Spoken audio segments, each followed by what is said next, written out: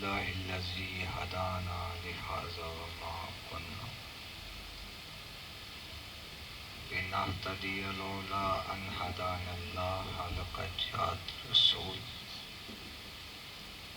الصلاة والسلام والتحية والإكرام على سيد أصل ما في الوجود سر اللہ فی کل موجود نقطۃ دائرۃ الوجود صاحب لواء الحمد والمقام المحمود مولانا مولا ثقلین جد الحسن والحسین ابی القاسم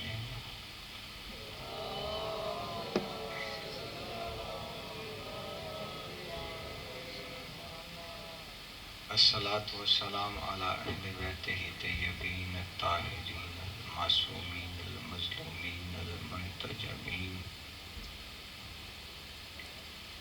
ولعنۃ اللہ علی اعدائہم اجمعین وغاصب حقوقہم ومنکر فضائلہم ومصائبہم وولایتہم اجمعین من یومنا ھذا الی قیام یوم الدین.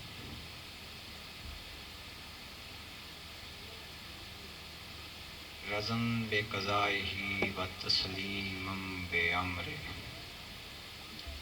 قالوا انا للہ و انا الیہ راجعون.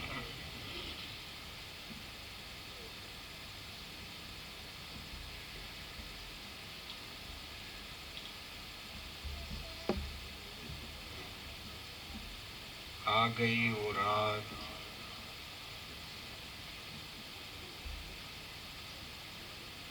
جس رات میں علی کی بیٹیوں کا مان ٹوٹ جائے گا.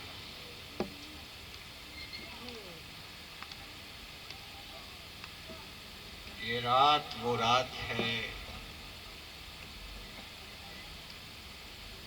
جو کسی ذاکر کی محتاج نہیں.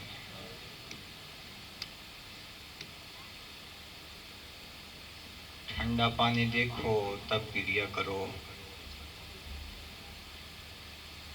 کسی بچے کو دیکھو تب گریا کرو. اور حسین کا ذاکر ہونے کی حیثیت سے یہ ممبر سے بندے ہوئے ہم. آج کی رات، کل کا پورا دن کوئی مومن ایک دوسرے کو سلام نہ کرے، کیونکہ سلام والا گھر اجڑ گیا ہے. آستینے الٹ دینا، گریبان چاک کر دینا، کنگھی کرنا حرام ہے. روز عاشور، زیارت عاشور پڑھنا.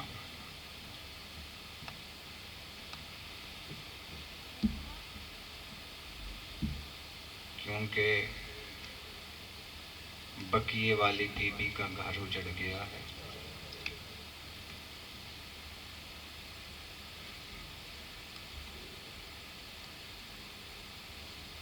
اس دین کے لیے جس ہستی نے سب سے پہلے پتھر کھائے ہیں، سب سے پہلے لہو بہایا ہے، اس ہستی کا نام ہے سرکار محمد مصطفیٰ. دین کی تبلیغ کرتے تھے، لوگ پتھر مارتے تھے. گرمیوں کے موسم میں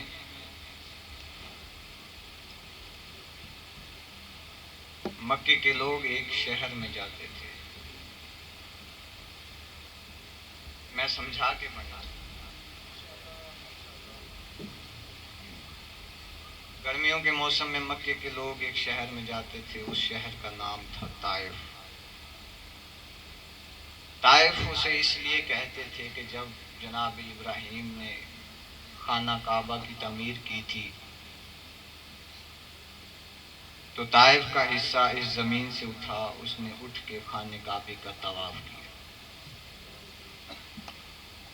اس طواف کی وجہ سے اس شہر کا نام پڑ گیا طائف.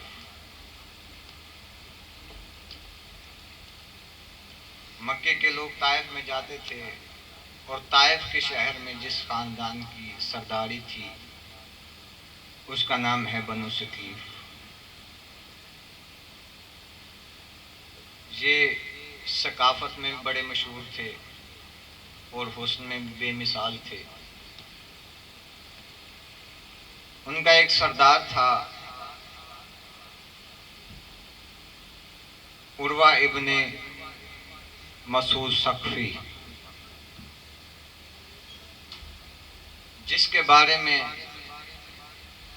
لوگ یہ کہتے تھے کہ قرآن اس پہ کیوں نہیں اترا۔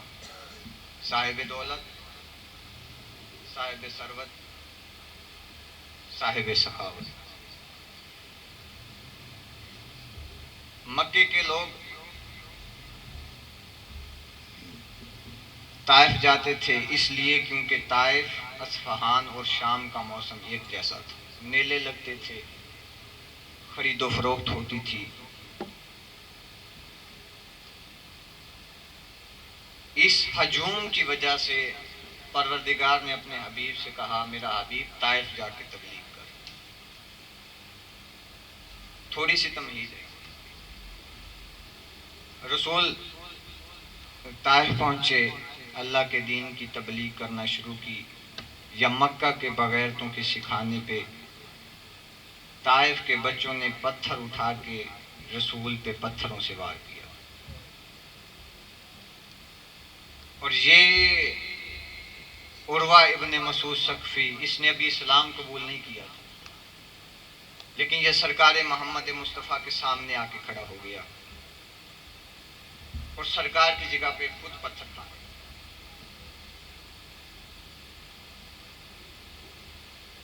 سرکار کی جگہ پر عروہ ابن مسعود خود پتھر۔ اللہ نے اسے 2 بیٹے عطا کیے۔ باخدا مصائب کا تسلسل خراب نہیں کرنا، جہاں جگہ ملے وہاں بیٹھ جائیں۔ اس کو اللہ نے 2 بیٹے عطا کیے۔ ایک کا نام تھا ابی عبیدہ، ایک کا نام تھا ابی مرہ۔ یہ جو ابی عبیدہ ہے مزمل بھائی، یہ جناب مختار کا باپ ہے، مختار ابن ابی عبید ثقفی، اور یہ ابو مرہ ہے، یہ عروہ کا بیٹا ہے۔ اس ابی مرہ کو ابو سفیان نے رشتہ دیا تھا۔ اس زمانے میں چھوٹے لوگ اپنا قد بڑا کرنے کے لیے رئیس زادوں میں رشتے دیا کرتے تھے، تاکہ زمانے میں ہماری عزت بلند ہو سکے، ہمارا مقام بلند ہو سکے۔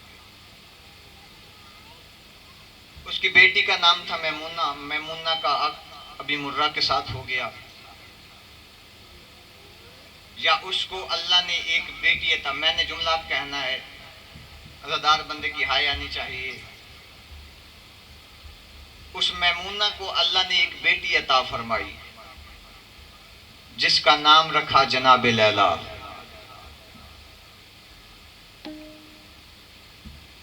یہ وہ بی بی ہے جو مختار کی چچا زاد ہے اور یزید کی پھپھی زاد ہے۔ میں تاریخ پڑھا، یہی وجہ تھی کہ جب یہ بی بی قید ہو کے شام کے دربار میں پہنچی ہے تو یزید اس بی بی کو چادر دینا چاہتا تھا۔ بی بی نے دیکھ کے فرمایا بغیرت حیا کر، علی کی بیٹیاں بغیر چادر کے کھڑی ہیں، میں سر پہ چادر رکھوں۔ یہ جو جناب مختار کی رہائی ہوئی تھی، وہ جو خط آیا تھا، وہ بھی اسی رشتہ داری کی بنیاد پہ آیا۔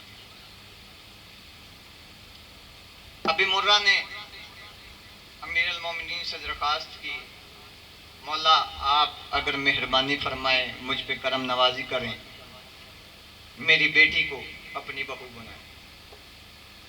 جب عائشہ علی نے فرمایا مشیت کے اندر تیری بیٹی ہی میری بہو ہے۔ طائف برات گئی، تاریخ میں بڑی شادیاں ہوئی ہیں، لیکن اس شادی کی جو دھوم ہے نہ اس کی کوئی مثال بنتی ہے نہ اس کا کوئی جوڑ۔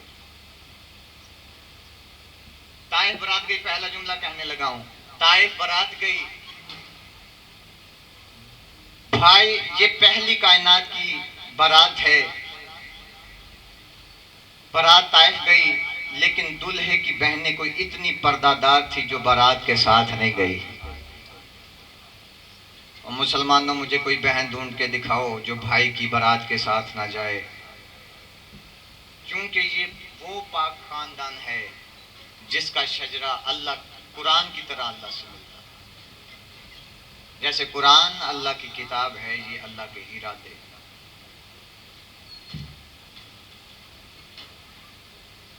بارات کے ساتھ نہیں گئی، بارات واپس آئی، امیر المومنین نے بہو کا استقبال کیا۔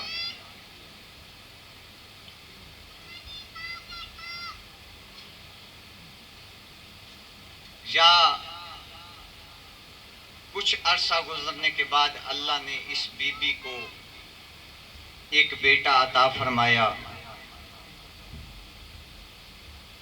میرے بادشاہ حسین نے باپ کے نام پہ بیٹے کا نام علی رکھا۔ اللہ اکبر کے ہوتے ہوئے بیٹے کا نام علی اکبر مشہور ہو گیا۔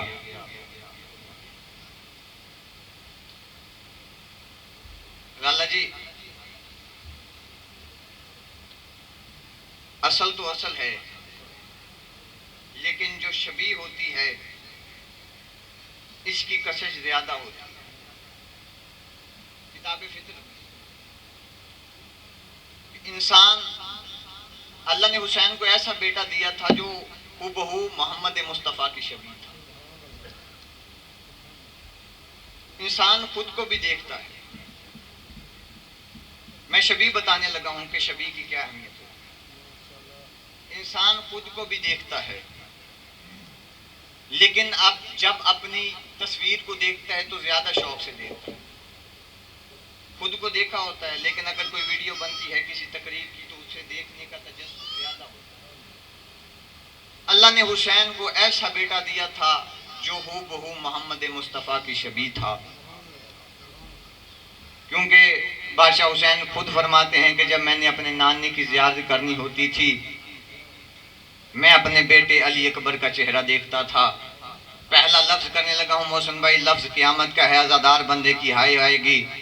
جس دن سے لالا جی، جس دن سے علی اکبر اس دنیا میں آیا ہے اس دن سے حسین سویا نہیں۔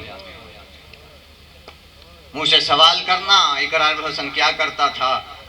آدھی آدھی رات کو علی اکبر کے جھولے کے اوپر جھک جاتا تھا، جھک جھک کے علی اکبر کی زیارت کرتا تھا۔ جناب لالا رو کے فرماتی تھی بادشاہ حسین سوتے کیوں نہیں؟ یا غریب رو کے کہتا تھا بیٹے کی محبت سونے نہیں دیتی۔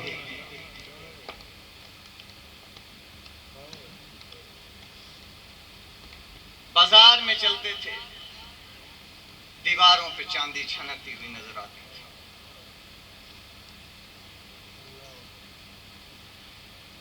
جو پڑھتا ہے ٹھیک پڑھتا ہے۔ کتنا حسین تھا۔ میر انیس نے ایک شعر لکھا ہے، وہ فرماتے ہیں جب گھر سے نکلتا تھا شبیر کا یہ دلدار، ہو جاتی تھی ہر ایک گلی مصر کا بازار۔ ماں حسین کی تمہاری آوازوں پہ رحم فرمائے۔ او حسین کے بیٹے کے غم میں رونے والو، اللہ تمہیں اپنے غموں میں نہ رلائے۔ کتنا حسین تھا اکبر کہ زینب نے حجابوں میں پالا۔ جیسے جیسے سال گزرتے تھے ویسے ویسے حجاب میں اضافہ ہوتا تھا۔ اتنی معلومات ہے تاریخ کی شہزادے، میں مختصر کر رہا ہوں، جتنی پڑھی جائے اتنی کم ہے۔ مختصر یہ کہ یوسف کروڑ ہوں اقبل کے بال کے برابر حسین نہیں۔ ماں حسین کی پرسہ قبول فرمائے، ان آنسوؤں پہ رحم ہو، ان آوازوں پہ رحم۔ سورج مکھی کا پھول دیکھا ہے؟ سورج مکھی کے پھول میں لالا جی ایک مماثلت ہوتی ہے۔ جدھر جدھر سورج جاتا ہے ادھر ادھر سورج مکھی کا پھول جاتا ہے۔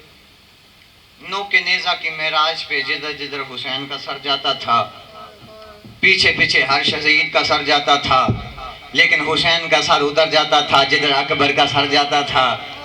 جدھر جدھر اکبر نے مڑنا ادھر ادھر حسین نے مڑنا، جدھر جدھر اکبر کا نیزہ ادھر ادھر حسین کا نیزہ۔ اللہ لعنت کرے شمر کمینے پہ، اس بغیرت کو مرنے کے بعد بھی بات بیٹے کا پیار اچھا نہ لگا، اس بغیرت نے اکبر کا سر نیزے سے اتارا، صندوق میں بند کیا۔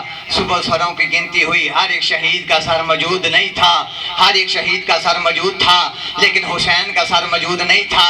اس بغیرت نے تازیانہ اٹھایا، تازیانہ اٹھا کے سجاد کی پشت پہ مار کے کہتا ہے، سجاد کی پشت کے مار کے کہتا ہے بتا تیرے باپ حسین کا سر کہاں ہے؟ سجاد رو کے کہتا ہے پہلے تو بتا میرے بھائی علی اکبر کا سر کہاں ہے؟ کمینہ دے کے کہتا ہے اور میں نے رات کو صندوق میں بند کیا تھا۔ سجاد دے کے کہتا ہے پہلے صندوق کو کھول۔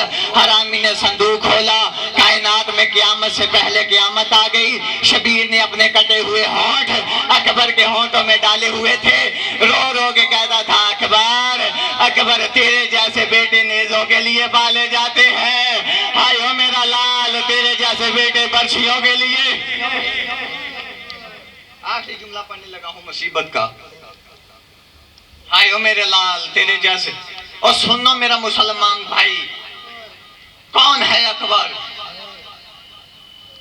پوری زندگی میں جب کبھی علی اکبر نے کسی سے پانی مانگا، مانگتا کسی سے تھا، پانی کا جام لے کے حسین آ جاتا، غریب رو کے کہتا پیو میرا لال اور پیو میرا بچہ۔